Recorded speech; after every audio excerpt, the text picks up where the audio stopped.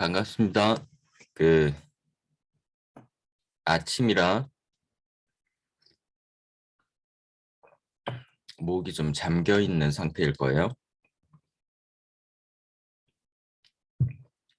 뭐 별 수 없죠 뭐.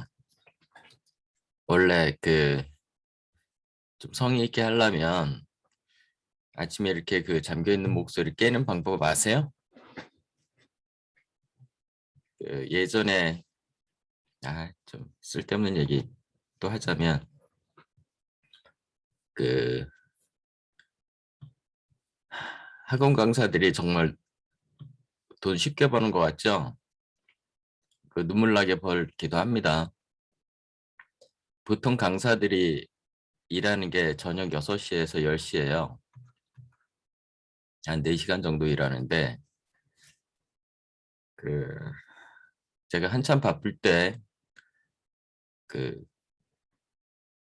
여름 시즌이 바쁘거든요. 저같이 특례학원에서 주로 일했던 사람들은 여름이 지옥입니다, 지옥. 강사들에게는. 왜냐면 아침 9시부터 12시까지 또 1시까지 13시죠. 아침 9시부터 13시까지 4시간 수업이 또 있어요. 저녁에 4시간 수업이 있고. 왜냐면 졸업생들이 오거든요. 그럼 이때 4시간, 이때 4시간 이렇게 수업을 하는데 이게 끝이냐? 아니에요. 저녁 때 수업 끝나고 과외가 있습니다. 보통 90분 수업을 하거든요. 근데 90분 수업을 2개 하는 경우도 있어요. 끔찍하죠. 새벽 그러면 한 2시? 새벽 2시쯤에 끝나요. 낮에도 짬짬이 90분 정도 과외를 하나 합니다. 근데 이게 다냐?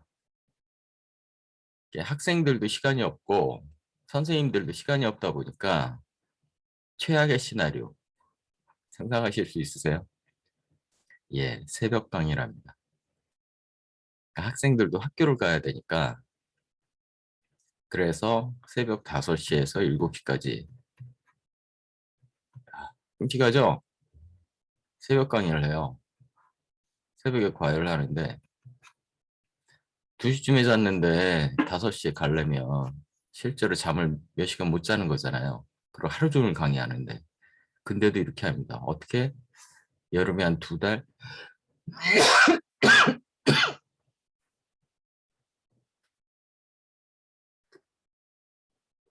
여름에 한 2달에서 3달 정도로 이런 살인적인 스케줄을 소화를 하고 근데 아침에 이렇게 목소리가 너무 잠기잖아요. 그러면 가면서 차에서 노래를 합니다. 주로 그때가 저 여자 노래도 좋아하거든요. 그래서 머라이어 캐리 넘버원 있잖아요. 그 자기가 넘버원 했던 노래들만 쭉 모아서 자기 베스트 앨범 냈잖아요. 그거를 아침부터 따라합니다. 그러면서 따라하면서 이제 한 2, 30분 걸려서 이제 차 끌고 가면 그러면서 이제 목이 풀려요. 그럼 이제 학생들은 놀래죠. 어머, 선생님은 어떻게 이 꼭두 아침에도 이렇게 목소리가 안 잠겨 있고 쌩쌩하냐고. 원래 그래 임마. 그러고 넘어가는데 참 그런 거 보면 저도 참 무던하게 일했어요. 지금 다시 일하라 그러면 못해요. 이렇게 그럼 못하고. 그럼 왜 그렇게 했느냐? 그때가 이제 행당동 집을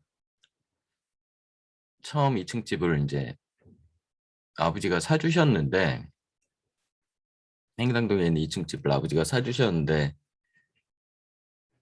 처음에는 한 층만 저희가 쓰고 위층은 세를 주려 그랬는데 전 그게 싫었어요. 그래서 내가 열심히 벌 테니까 2층 내가 서재로 쓰게 해달라고 얘기를 했죠. 그때 같이 살던 아줌마한테. 되겠느냐. 생활비도 많이 들고 여기저기 돈도 많이 들어가는데. 해보겠다 그래서 진짜 이렇게 일을 했어요. 이렇게 몇 년 일을 하니까 그게 되더라고요. 그래서 하여간 거기서 나름 지금 생각해보면 그때가 제일 행복한 시절이 아니었나 그런 생각도 들어요. 애들도 그때 셋째도 뿌작뿌작 기어다닐 때고 둘째 딸내미도 그때 한참 이뻤던 때고 그러니까 애들하고 참 재밌게 잘 살았던 것 같아 행당님에서. 뭔 얘기하다가 목소리 죄송합니다. 지금은 그 정도 성의가 안 생기네요. 노래를 좀 몇 곡을 하면 목소리가 풀리는데 하여튼 인터뷰어가 다시 돌아와서 Getting back to your own books. Hardboiled American Detective Fiction 그 앞에서 얘기했던 그 그냥 넘어가는데 이게 아메리칸 디텍티브 픽션을 말하는 겁니다. whodunit. whodit이라고 그때 발음을 잘못했던 것 같은데 whodunit. whodunit. 누가 했느냐. 이거 그 따져보는 게 디텍티브 스토리잖아요. 아마도 그런 뜻인 것 같아요. 저도 사전을 찾아보진 않았는데.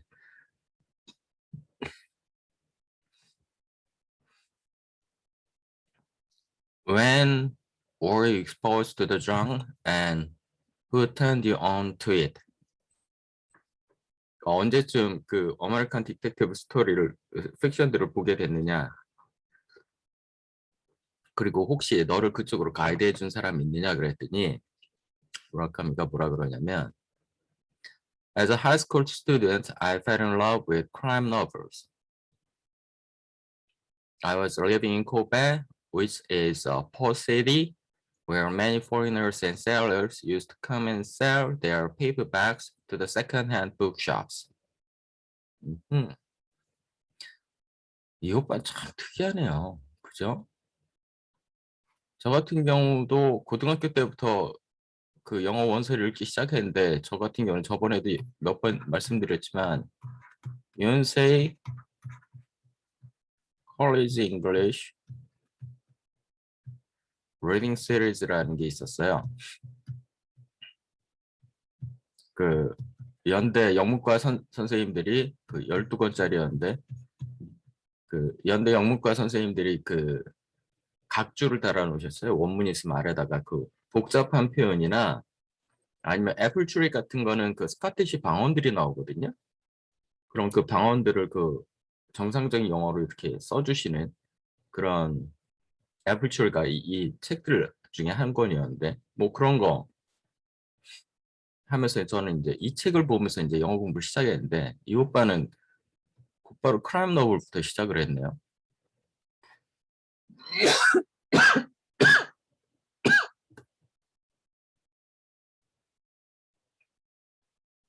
아주 특이한 케이스.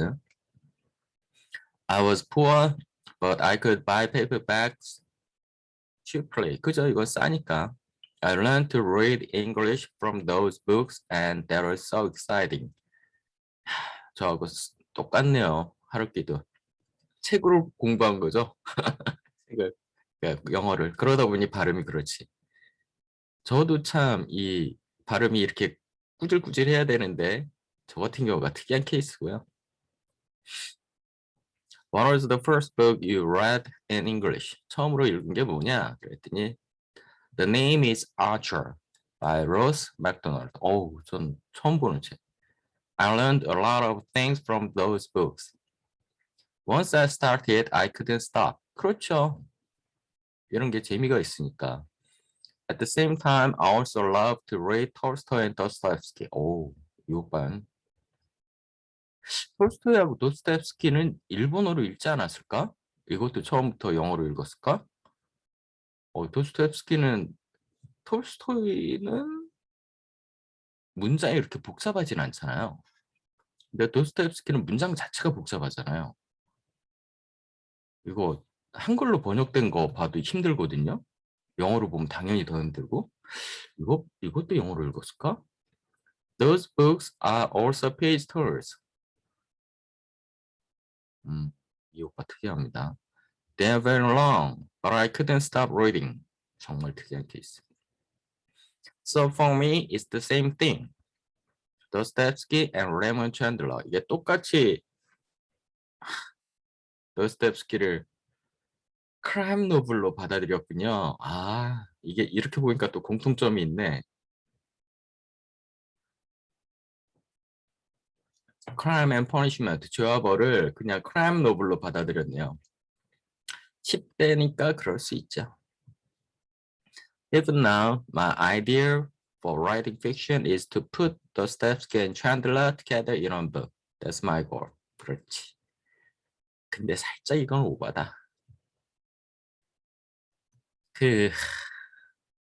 하루키가 도스토옙스키의 반 정도만 쫓아갔어도 정말 역사에 남을 작가라고 내가 인정해준다.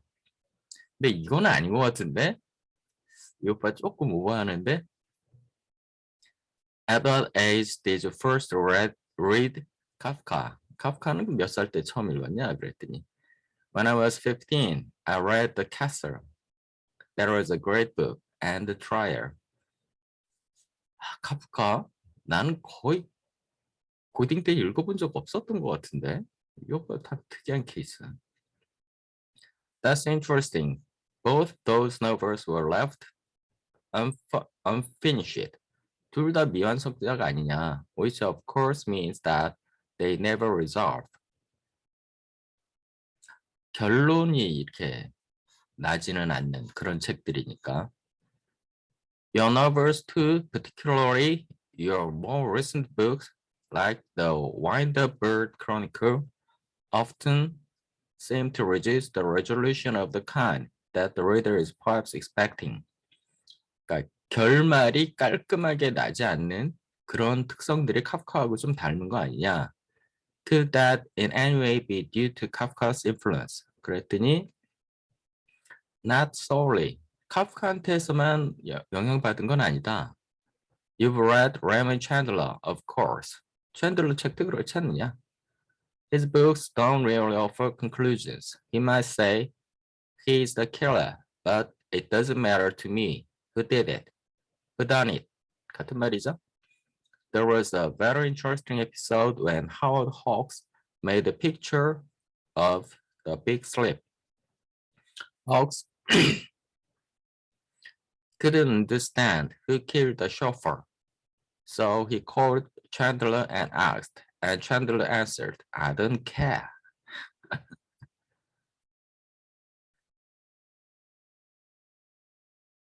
하워드 호크스가 레먼 챈들러의 어떤 그 소설의 부분을 그림으로 그리려고 그랬나 봐요. 근데 결론을 못 얻겠으니까 물어봤더니 그래서 언놈이 죽였는데 그랬더니 나 신경 안 쓴다 그랬다는 거죠. Same for me. Conclusion means nothing at all. I don't care who the killer is and the brothers Karamazov. 아, 그럼 도대체 뭐가 문제라는 거야? And yet, the desire to find out who killed the chauffeur is part of what makes The Big Sleep a page turner. 근데 결론 보려고 사람들이 빅슬립 이 책 보는 거 아니야? 그랬더니 I myself, as I'm writing, don't know who did it. The readers and I are on the same ground. 나도 모르고 독자도 모르고. When I start to write the story, I don't know the conclusion at all. And I don't know what's going to happen next. If there is a murder case as the first thing, I don't know who the killer is. I write the book because I would like to find out. If I know who the killer is, there's no purpose to writing the story. 이 오빠가 그러니까 농담은 아니네요. 뭐냐면 자기는 스토리가 의도적으로 자기가 이렇게 지어내는 게 아니라 스토리가 자기한테 오기를 기다린다잖아요. 그러면서 굉장히 스폰테이니어스하게 자발적으로 계속 써나간다 그러죠. 오는 대로. 그러니까 자기도 모르고 리더들도 모르고 그 상태를 유지하면서 계속 써나간다는 거예요. 그러다 보면 이제 책이 어느 순간 끝나 있다는 얘기인데 자기도 독자들하고 똑같이 이렇게 그거를 끌고 간다는 거죠, 끝까지. 이렇게 얘기하는 거 보니까 그게 농담은 아니네요. 스토리가 나를 찾아오는 거지 내가 스토리를 만들어내는 게 아니다. 약간의 진정성이 느껴지는. 그러니까 is there also a sense of not wanting to explain your books in the way a dream loses its power when it comes under analysis. 그러니까 마치 꿈을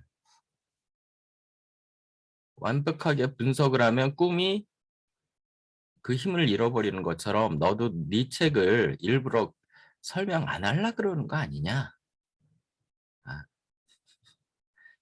너 쓸데없이 그 소위 말하는 아우라 같은 걸 너 스스로 이렇게 더 씌우는 거 아니냐 너한테. 그랬더니 The good thing about writing books is that you can dream while you're awake. 표현 잘하네요. 역시 이 오빠가 글발이 있어요. 하루키의 가장 큰 장점이 뭐냐면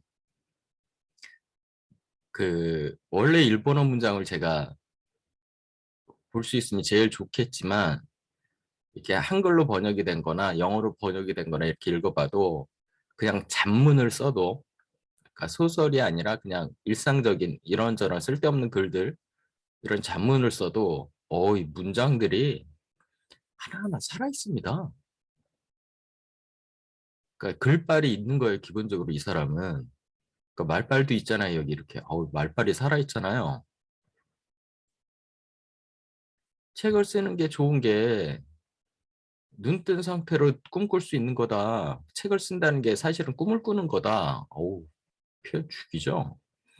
If it's a real dream, you cannot control it.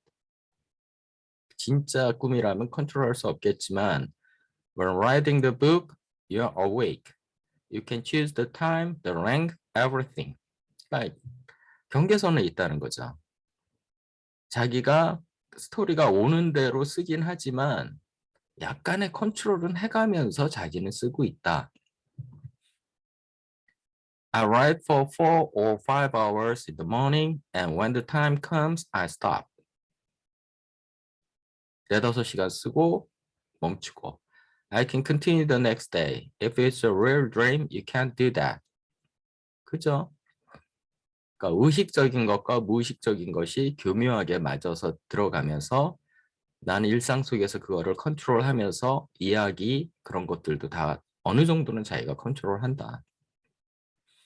You say that you don't know who the killer is as you're writing, but a possible exception occurs to me.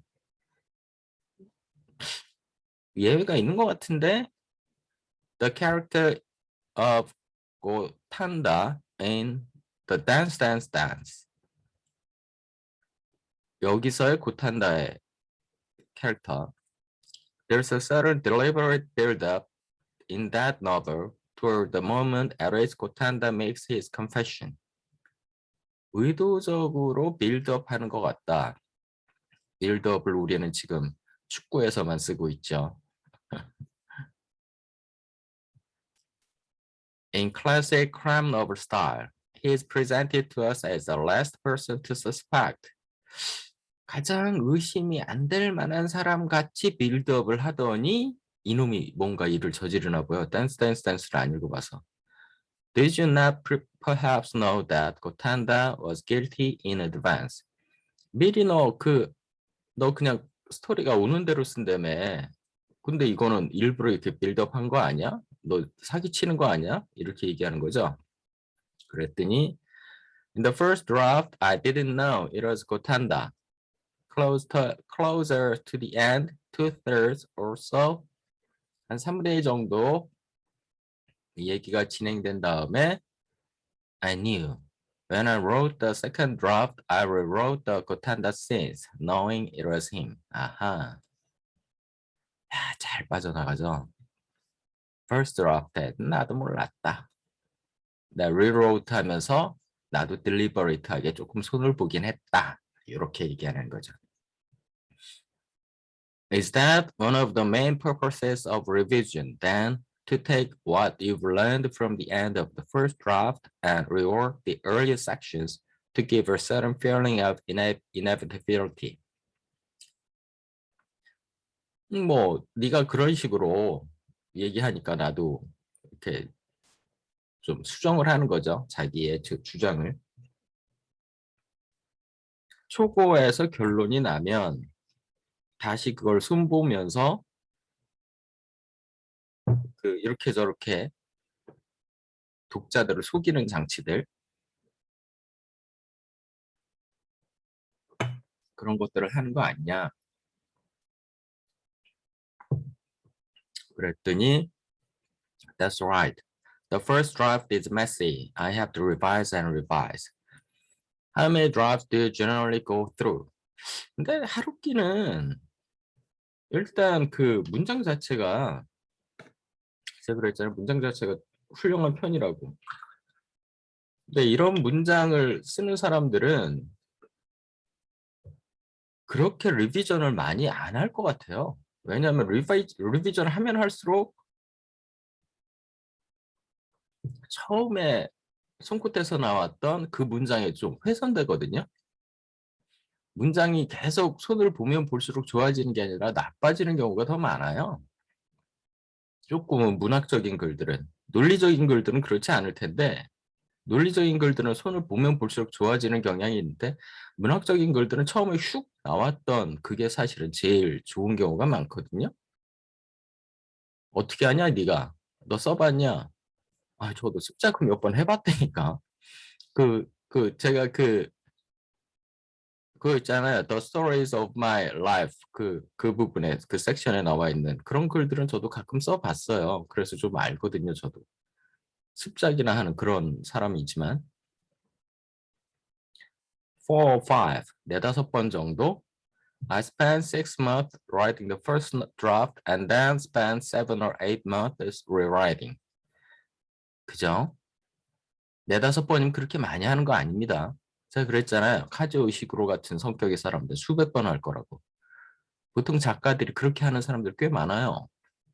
근데 이 사람은 그렇게는 아니죠. That's pretty fast 그러잖아요. 굉장히 빠르다. I'm a hard worker. I concentrate on my work very hard. So, it's easy.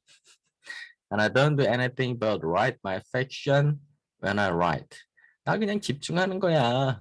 자식아, 뭐. 그랬더니. 뭐, 다른 작가들이 집중 안 해, 그러면? 연맥이는 거죠, 일종의. How's your typical workday structured?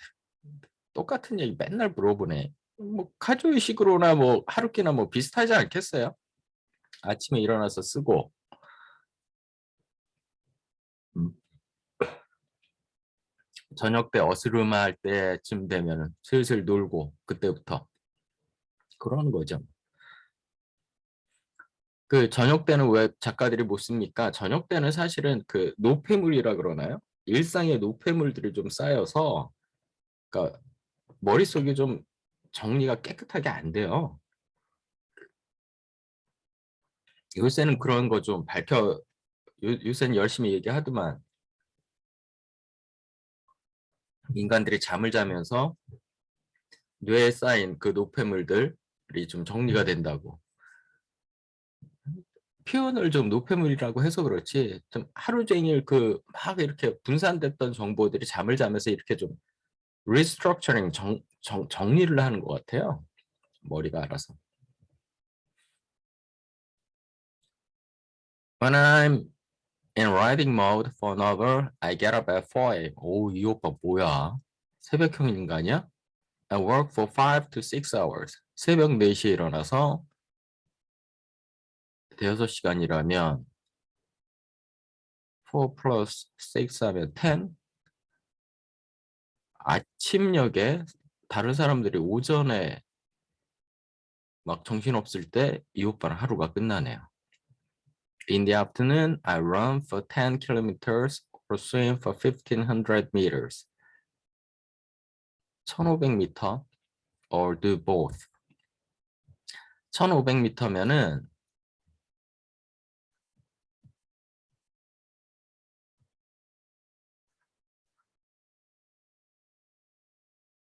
그 10km를 뛰는 거는 뭔지 모르겠어요.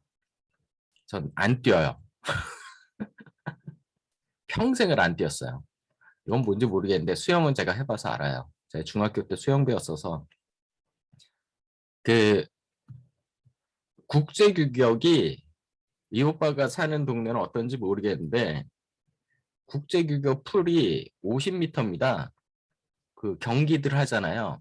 경기들을 하는 그 곳은 50m짜리예요. 그리고 1500m라고 정확하게 나오잖아요. 왜냐하면 이거 30번 왔다 갔다 하면 이게 1500입니다. 50m 국제 규격을 30번 왔다 갔다 하는 거예요. 자, 오빠들 생각해봐. 50m 규격 30번 이거 왔다 갔다 하는 거 쉬울 것 같아요? 내가 수영배 해봐서 안 되니까 중학교 때 수영 배웠다니까. 이거 만만하지 않습니다. 보통 사람들은 50m 한 번만 가도 낙다운 돼요, 그냥. 야, 30번을 왔다 갔다 한다는 건 이거 이 오빠 체력이 장난이 아닌 사람이에요. 저도 중학교 때 이거 한 30번 왔다 갔다 하라고 시키거든요. 이거 하면 어떻게 되는지 아세요? 일단 수영장 물이 차갑잖아요. 그런데 이 정도 하면은 더워요, 일단. 엄청 그 찬물을 수영을 하는데 덥고요. 두 번째, 일부러 물을 마십니다. 수영장 물 별로 안 깨끗하잖아요. 아우, 상관없어요. 엄청나게 그 땀을 흘리고 막 그럴 거 아니에요. 자기가 못 느끼지만 물속이라 엄청나게 땀을 흘리고 그러고 있기 때문에 목말라요. 그냥 나도 모르게 꿀꺽꿀꺽 가다가 그냥 수영장 물을 마십니다. 그 별로 깨끗하지도 않은 물을. 그 목말라서 못 참아요. 그럽니다. 30바퀴 정도 이렇게 왔다 갔다 하면 그거를 하는 거죠. 와, 대단한 사람인데 체력이 엄청난 사람이죠. 중학교 때 그거 하면서도 어우 죽을 것 같다 그랬는데 이거를 하는 거죠. 대단한 오빠. Then I read a bit and listen to some music. 뭐 listen to some music이야. 줄창 음악 듣겠지. 이렇게 음악 좋아하는 사람들은. 잠깐 운동하는 수준은 아니네. 빡시게 운동하고 와서 음악에 깊게 빠지는 거죠. 그러면서 이제 머리를 비워내는 겁니다. 머리를 비워내면 이제 새로운 아이디어들이 또 다시 또 연결이 돼요. I go to bed at 9 p.m. 9시에 자서 새벽 4시, 7시간 정도. 그 정도. 근데 나이 먹으면 7시간씩 못 자던데. 어때요, 오빠들? 제가 지금 5년 있으면 환갑인데, 한 4, 5시간 자면은 그냥 눈이 그냥 떠지던데. 이렇게 오래 못 자던데. I keep to this routine every day without variation. 아, 이 오빠 이렇게 운동을 하니까 이렇게 오래 잘 수 있을 것 같기도 해요. 잠도 체력이 있어야 자거든요. 웃기는 말이지만 체력이 있어야지 이렇게 깊게 오래 잡니다. 체력이 떨어지면 떨어질수록 잠이 오래 안 가고 금방 깨요. 그게 좀 느껴지더라고요, 나이를 먹으면서. The repetition itself becomes the important thing. It's a form of mesmerism. mesmerize? mesmerize가 어떤 그 최면 같은 거에 빠져드는 건데 I mesmerize myself to reach a deeper state of mind. 스스로 최면을 그 거는 거죠. But to hold to such repetition for so long, 6 months to a year, 6개월에서 1년 정도 이거 하면 requires a good amount of mental and physical strength. 그죠? 체력 일단 받쳐줘야지 이거 할 수 있어요. 안 그럼 못합니다. In that sense, writing a long novel is like survival training. Physical strength is as necessary as artistic sensitivity. 그 어떤 글에선가 그랬어요. 그 하루키가 왜 마라톤 하십니까? 글을 잘 쓰려고. 왜? 방금 이렇게 얘기하잖아요. 좀 긴 소설을 쓰려면 엄청난 체력이 요구되기 때문에 그거를 하려면 체력 단련을 해야 된다고. 이런 면에서 이제 사람들이 하루키 좋아하는 거예요. 기본은 합니다. 기본 자세가 돼 있죠. 이 정도는 돼야 생활인으로서 예술가들도 생활인 아닙니까? 그 예술가병에 든 그 초짜 그 예술인들한테 이런 자세들은 꼭 가르쳐 줘야 돼요. 그러니까 예술이란 게 어느 날 어떤 영감이 띵 와갖고 촤락하고 나머지는 뭐 생활 개판으로 하고 뭐 술 처먹고 약 빨고 이런 거라고 생각하는 애들한테 이런 자세를 좀 가르쳐 줘야 돼요. 이런 생활을 이렇게 생활을 컨트롤하는 이런 자세가 없으면은 소위 말하는 위대한 예술 작품들 안 나옵니다. 이런 기본이 안 돼 있으면. 음, 훌륭한 자세네. 그러니까 지금까지 이렇게 꾸준하게 작품들을 발표하죠. I wanted to ask about your characters. 너의 소설에 나오는 그 등장인물들, 그런 것들에 대해서 좀 물어보고 싶다. How rare do they become to you as you work? Is it important to you that they have a life independent of the narrative? 소설 속에 나오는 거 외에 그 각각의 그 캐릭터들, 소설의 캐릭터들이 독자적인 어떤 삶을 살아 그런 게 있어야 돼, 실체가 있어야 되는 거냐? 그 너희 상상 속에 나오는 그 소설 주인공들이 정말 살아있는 사람처럼 그렇게 어떤 실체가 있어야 되느냐? When I make up the characters in my books, I like to observe the real people in my life.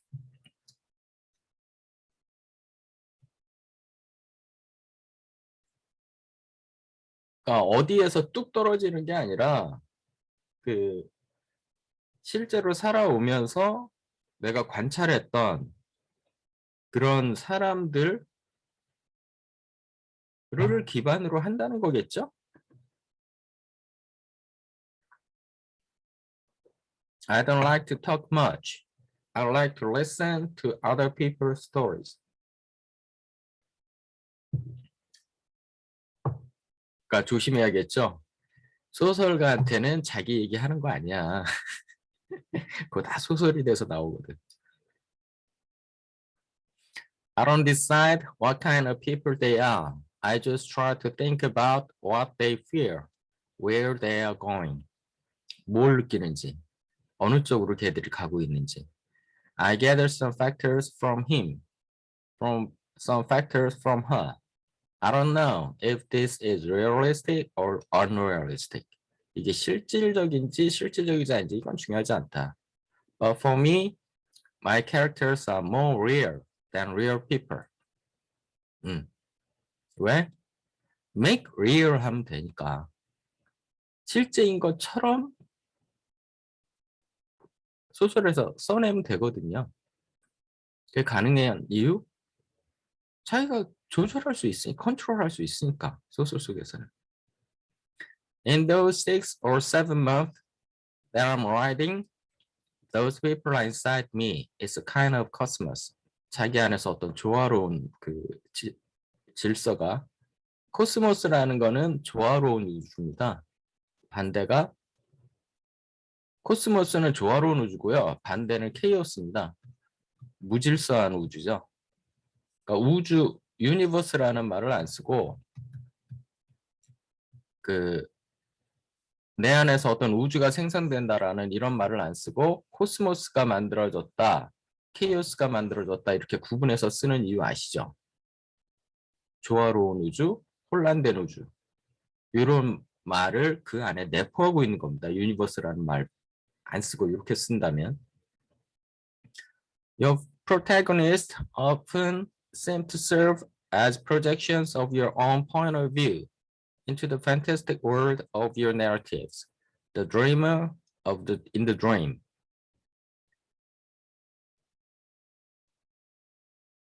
당신 소설의 주인공들은 당신 시각을 투사하는 그런 사람들인 것 같다. When you think about it this way, 이런 식으로 생각해봐라. I have a twin brother. And when I was 2 years old, one of us, the other one, was kidnapped. He was brought to a faraway place, and we haven't seen each other since. 2살 때 키드냅 돼갖고 나하고 따로 사는 그런 쌍둥이가 있다고 한번 생각을 해보자. I think my protagonist is him. 그런 식으로 a part of myself, but not me. And we haven't seen each other for a long time. It's a kind of alternative form of myself. 이런 말 많이 쓰죠. alter ego. 또 다른 나. In terms of DNA, we are the same, but our environment has been different. So our way of thinking would be different. Every time I write a book, I put my feet in different shoes. 영어식 표현이에요. 다른 사람이 입장이 되어 본다. I put my feet in different shoes. 그러니까 우리 가정법 예문 들 때 맨날 쓰는 표현 있잖아. If I were in your shoes. hypothetical subjunctive 가정법 과거 표현할 때 if I were in your shoes. 내가 당신 입장이라면 이런 말이거든요. 그러니까 Because sometimes I'm tired of being myself. This way I can escape. It's a fantasy. If you can't have a fantasy, what's the point of writing a book? 그러니까 자기는 책을 쓰면서 어떤 판타지에 빠져서 새로운 자기 자아가 돼 본다는 거죠. 그게 아니면 뭐하러 책을 쓰겠느냐. Another question about hard-boiled wonderland. It has a certain symmetry to it. Symmetry, 그 안에서 딱딱 맞게 조응이 되는 이런 symmetry가 있는 것 같다. A certain formal quality and also a sense of resolution that sets it apart from later books such as the Wind-Up Bird Chronicle, for example. 결말이 어떻게 딱딱 저어지는 것 같다. 그 소설은. Did your ideas on the function and importance of structure in the novel change at some point? 그러니까 hard-boiled 원더랜드에서는 레졸루션을 네가 만들었던 것 같은데 그 다음부터는 좀 안 만드는 것 같다. 너 생각이 좀 변했냐? 그랬더니 Yes, my first two books have not been published outside of Japan. I didn't want them to be. They're immature. 나오네. 바람의 소리를 들어라. 그거하고 핀볼. 그게 번역되기를 원하지 않았거든요. Immortal Work라고 생각해서. I think very small books. They're flimsy, if that's the right word. 굉장히 미약한. What were their shortcomings? 근데 이거 맞나? 동문서답이죠, 좀?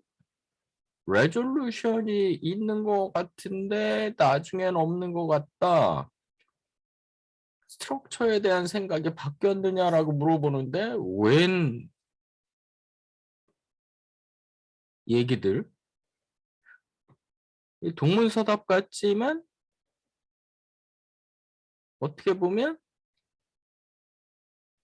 하드보일드 원더랜드가 이거 세 번째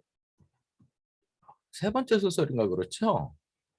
그러니까 이때까지만 해도 내가 좀 이머추어했다라는 얘기를 한 것 같기도 해요. 좋게 그 해석을 하자면 What are the shortcomings? 그 약점이 뭐냐? What I was trying to do in my first two books was to deconstruct the traditional Japanese novel. 아하, 웬 데리다? 이 오빠 뭐야? By deconstruct, I mean remove everything inside, leaving only the framework. 안에 거 다 없애고 껍데기만 남기는 거. Then I had to fill the framework in with something fresh and original. I discovered how to do it successfully only after my third book, A Wild Ship Chase. 아, 세 번째 책 정도. 아니구나. 내가 아까 잘못 얘기했구나. 이게 세 번째 책이네. 이때쯤 좀 감을 잡았다는 거고요. The first two novels were helpful in the learning process. No more than that. No more than 그러면 그 다음에 하찮은 게 나온다 그랬잖아요. 하찮은 거였다는 거죠. 두 번의 그 앞에 소설들은. I consider A Wild Ship Chase to be the true beginning of my style. 이때부터 내 스타일이 시작됐다라고 스스로는 평가한대요. Since then, my books have gotten bigger and bigger. 글 점점 커졌고, their structures are more complicated. 좀 더 복잡해졌고. 동문서답이 아니네. 슬슬 이제 여기서부터 본격적으로 이제 설명하고 있네요. Every time I write a new book, I like to destroy the former structure to make up a new thing. 항상 새로운 구조들을 만들어내고 싶었고, and I always put a new theme or a new restriction or new vision into the new book. I'm always conscious of the structure. If I change the structure, I have to change the style of my prose and I have to change the characters accordingly.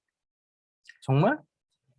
그러면 항상 스트럭처 바꾸려고 했으면 항상 새로운 스타일의 글을 썼고 항상 캐릭터들도 바꿨나? 정말 그렇게 일신 우일신하는 그런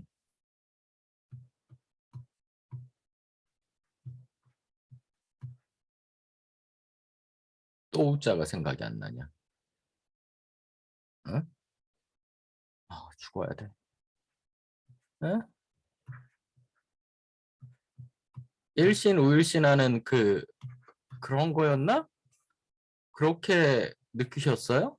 그 하루키 책들을 보면서 스타일도 확확 바뀌었나? 내가 일본말을 못 읽어보니까 아이씨 이거를 하나씩 따져보니까 그렇네. 그 정도는 아닌 거 아니야? If I did the same thing each time, I would be tired. I'd get bored. 정말? 인터뷰어는 뭐라 그러나? And yet, as much as some elements of your writing have changed, others have endured. 변한 것도 있지만 안 변한 것도 있지 않냐? 아, 이 오빠도 살짝 돌려치네요. Your novels are always told in the first person. 1인칭 시점으로. In each of them, a man cycles between a variety of sexually charged relationships with women. 야, 이 오빠도 이 얘기하네.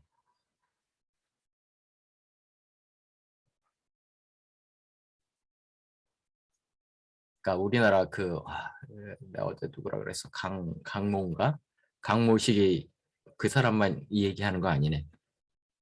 He is generally passive vis-a-vis these women. vis-a-vis 그럼 face to face입니다. 면 대면. 항상 조금 수동적이다. 여자들이 먼저 움직이지 남자가 먼저 이렇게 덤비진 않더라. Who seem to function as manifestations of his fears and fantasies. 여자들과의 관계가 항상 문제가 되고 항상 first person, 항상 1인칭. 그러니까 소설을 쓰는 데 있어서 1인칭으로 접근을 하는 게 장점이 있지만 단점들도 굉장히 많습니다.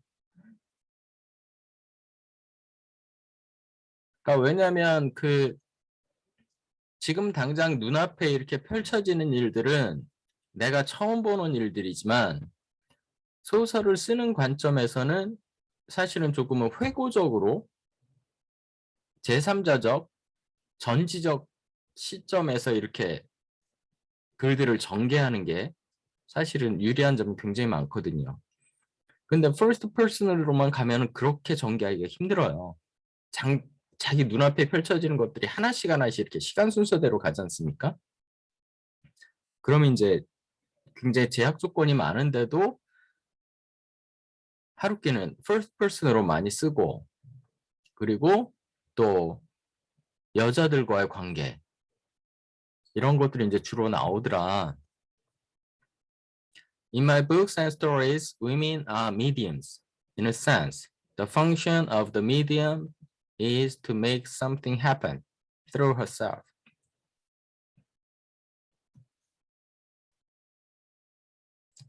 그 여자를 통해서 뭔가가 일어나는 어떤 매개체일 뿐이다. It's a kind of system to be experienced. 경험해야 될 어떤 것. The protagonist is always led somewhere by the medium, and the visions that he sees are shown to him by her.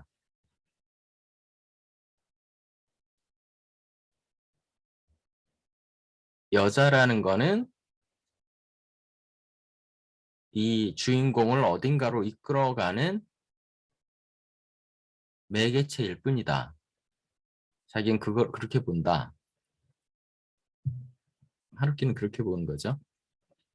Mediums in the Victorian sense, psychic mediums.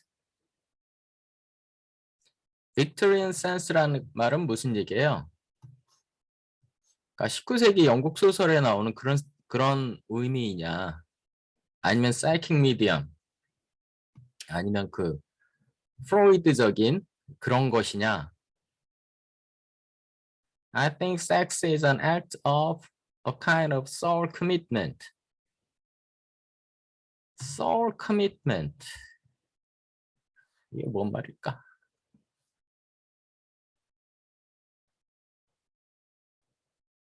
commit. 이거 한국말로 번역하기 참 쉽지 않은 단어거든요. 이게 쉽게 말하면 몇 번 그렇게 설명을 해드렸던 것 같은데 빠꾸 없다 이 말이에요. commit 한다는 건 빠꾸 없다. 한번 뭔가를 저지르면 돌이킬 수 없는 그걸 commit 한다 그러거든요. soul commitment다. 영혼이 뭔가를 저지르는 것. 하지만 돌이킬 수 없는 것. 뭔가 그런 것이다, 섹스는. 이게 뭔 말일까? 좀 더 설명이 필요해 보이죠? If the sex is good, your injury will be healed. 정말? Your imagination will be invigorated. 정말? It's kind of passes to the upper area, to the better place. 섹스가 그런 기능이 있습니까? 모르던 사실이네. 나 헛살았네. 어머 어쩜 좋아. In that sense, in my stories, women are mediums, harbingers of the coming world. harbinger라는 거는 미리 뭔가를 보여주는 거, 예고해 주는 거. That's why they always come to my protagonist. He doesn't go to them. 여자는 매개체인데 어떤 매개체? 앞으로 다가올 어떤 것.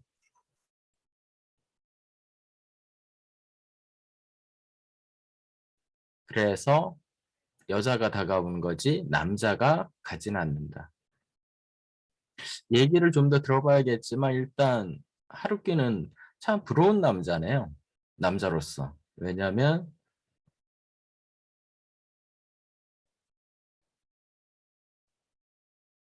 아주 좋은 파트너를 만난 것 같아요.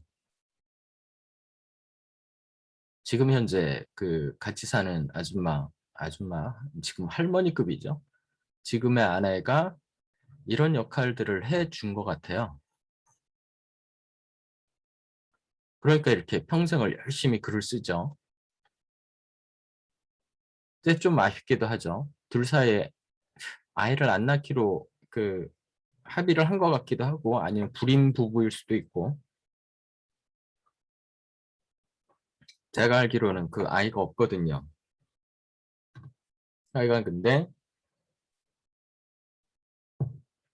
참 이상적인 파트너를 만나서 잘 살고 계신 것 같네요. 그러다 보니까 이 섹스에 대해서도 굉장히 긍정적인 그런 인식을 갖고 있는 것 같아요. 섹스에 대해서 조금 부정적으로 보였던 거는 기억이 맞는지 모르겠는데 1Q84에서 그 원나잇 스탠드를 즐기는 언니 있잖아요. 기억나세요? 그 이 남자 저 남자들하고 그 원나잇 스탠드를 즐기던 언니가 나중에 끝이 안 좋잖아요. 좀 스포가 되는데 거기서 이제 은근히 그 하루키의 태도가 조금 드러나는 거죠. 섹스라는 거는 soul commitment다. soul commitment라는 건 뭐예요? 원나잇 스탠드 이런 거 아니다.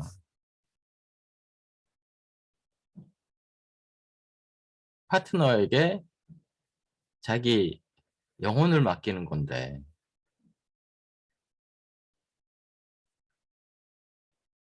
그러니까 태도가 나오는 거죠. 원나잇 스탠드 이런 거는 이상적인 섹스가 아니다. 이런 그 태도가 좀 드러나네요.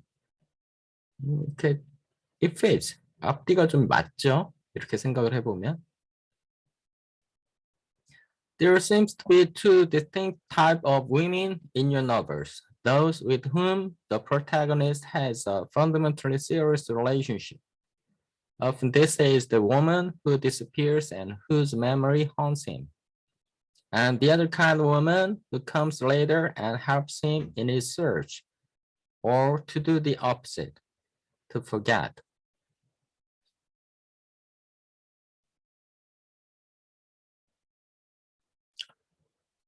한 명은 없어지고 그 기억이 남는, 그래서 그 기억이 계속해서 이 사람을 따라다니는 그런 언니가 하나 있고, 또 하나는 그 뒤에 나타나서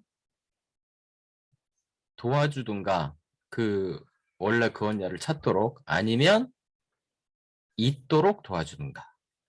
음. 이렇게 구분을 하네, 이 그 질문자는. This second type of woman tend to be outspoken, eccentric, and sexually frank. 이렇게 두 번째, 찾도록 도와주든가 아니면 잊도록 도와주는 언니들은 굉장히 좀 외향적이고 eccentric, X죠. 센트가 센터고 센터에서 아웃, 이게 X가 아웃이니까 센터에서 벗어나 있는, 센터에서 벗어난, 그러니까 그 흔히 보기 힘든 주변부에서나 있는 그런 eccentric하고 sexually frank, 훌륭하고 잘 벗고 그런 언니들이더라. And the protagonist interacts with her in a much warmer and more humorous way than he had with the missing woman. 지금 이건 그 얘기하는 것 같아요. No reason would.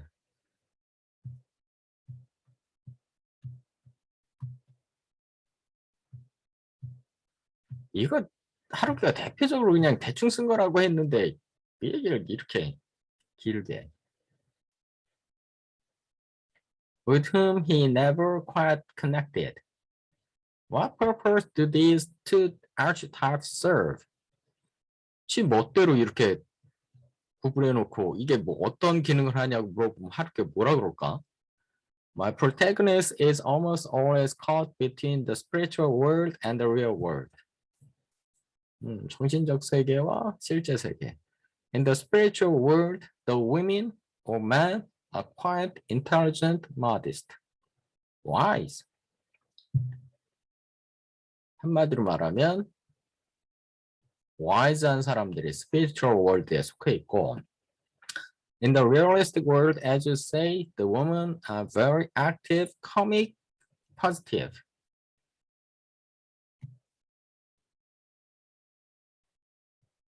실제 세계의 여자들은 이렇고 they have a sense of humor.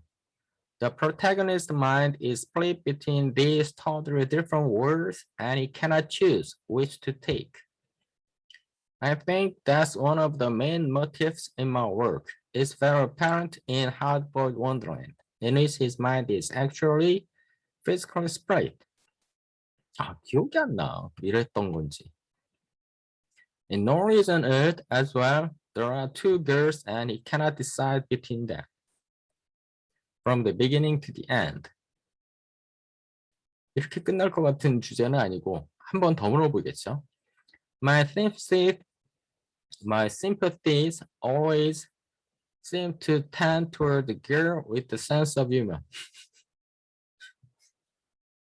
당연하겠지. It's easier to allow the reader into a relationship in which humor is the primary currency. It's harder to charm the reader with an earnest description of a love affair. In No Reason Earth, I was rooting for Midori all the way. 미도리를 끝까지 응원했었다. 결국은 No Reason Wood에서 나왔던 그거 갖고 자기는 그냥 얘기를 한 거다라는 걸 이제 여기서 얘기를 구체적으로 하죠. 그러니까 I think most readers would say the same. Most would choose Midori. And the protagonist, of course, chooses her in the end. But some part of him is always in the other world and he cannot abandon it.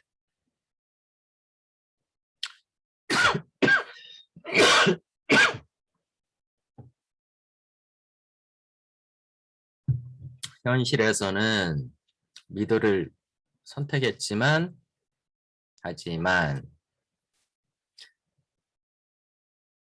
그렇지 않은 부분이 있다. It's part of him, an essential part. All human beings have a sameness in their minds. That space is part of them. We have a same part of our minds and an insane part. 다 멀쩡해 보이지만 살짝씩 그 또라이 같은 부분이 있는 거다. We negotiate between those two parts. That is my belief. I can see the insane part of my mind especially well when I'm writing. 글 쓸 때 나의 또라이적인 부분이 좀 툭툭 튀어나오는 게 있다. Insane is not the right word. 또라이 이건 적절한 말이 아니고 unordinary, unreal. ordinary 하지 않은 거. real 하지 않은 거.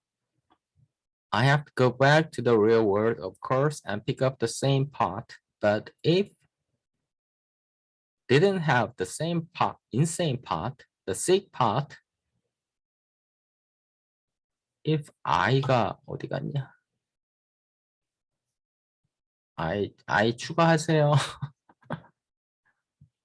I wouldn't be here. In real words, in other words, the protagonist is supported by two women. Without either of them, he could not go on.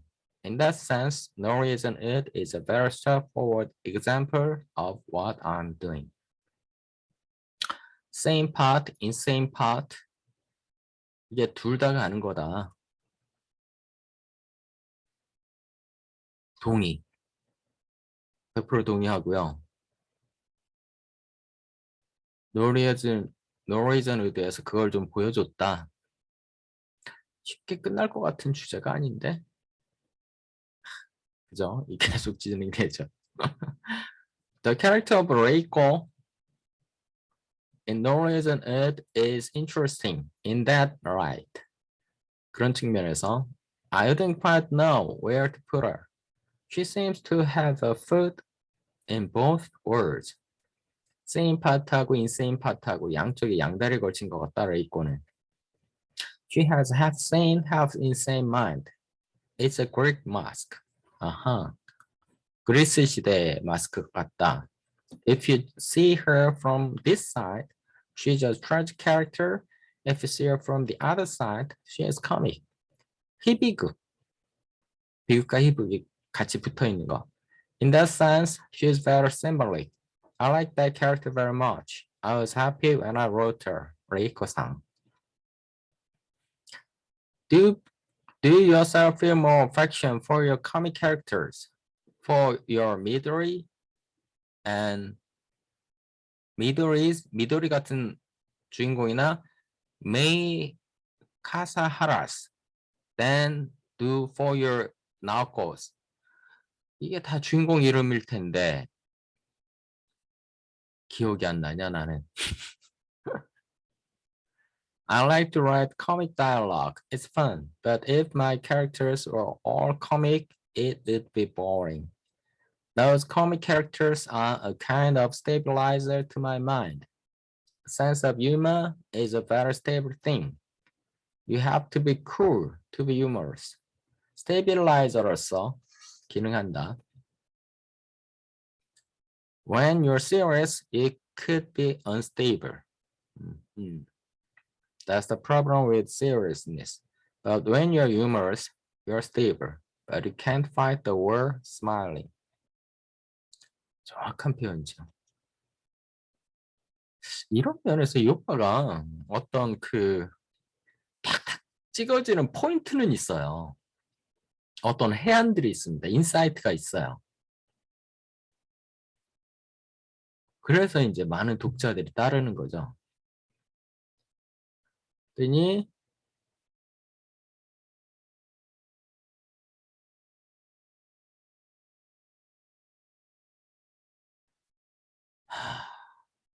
시간이 꽤 됐죠, 지금. 잠깐 끊었다가 몇 페이지냐, 지금 이게. 41페이지, 31페이지.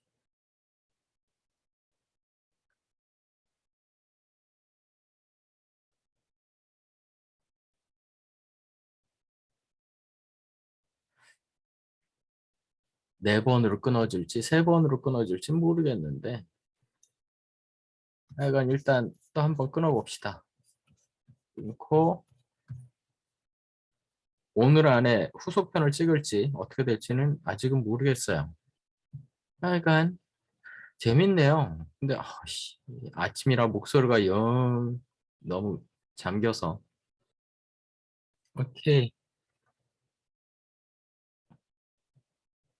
또 봅시다. 바이바이.